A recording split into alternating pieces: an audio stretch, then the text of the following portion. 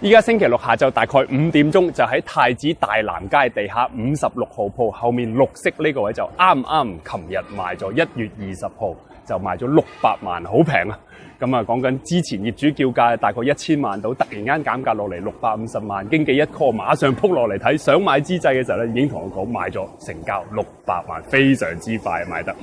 講緊咧建築面積咧就大概係300尺，門闊咧你一睇望下呢度就係11尺半，深大概15尺，所以乘一乘大概170尺實用。租金就係10500蚊，個租客咧就係講緊你原養發加租金回報就係2.1厘。如果要我俾分，我會俾9分。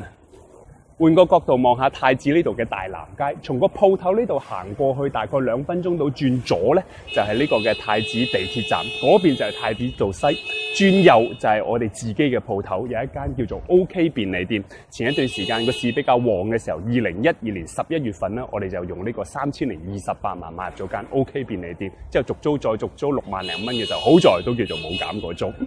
咁啊喺嗰邊咧，點解好深刻印象呢個嘅 OK 便利店咧？因為之前咧我哋買入咗幾廿間鋪頭，買到 OK 便利店咧就停咗落嚟啦，就冇再買入，因為發覺市況麻麻地，之後就係咁一路咕，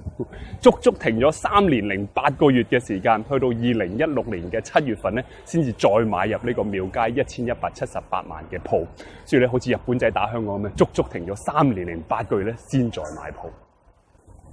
點解間鋪會俾9分？從呢個角度望過去咧，前面轉右嘅話就係柏樹街，柏樹街再過去已經係深水埗，咁鋪價已經爭好遠啦。但係始終呢一橛嘅大南街咧，夜晚咧都好多人過嚟消費，點都叫做係太子啊！唔好以為呢度消費好平啊，火鍋店啊、串燒店啊、茶餐廳，啱啱你去飲杯凍奶茶咧都要成16蚊，再加上側邊咧有好多夜市，喺砵蘭街啊、基隆街嘅時候，好多人都落嚟食嘢。呢間鋪頭始終600萬貨仔，又有來去水，揸幾年嘅時候700-800萬，分分鐘市好成1000萬賣翻出去都唔奇，所以咧一定要恭喜個買家，哇打低我攞到呢一間嘅鋪。咁點解唔係10分咧？因為始終叫做大南街，個名唔係好好聽，不過點都好嘅時候，呢個一個好盤。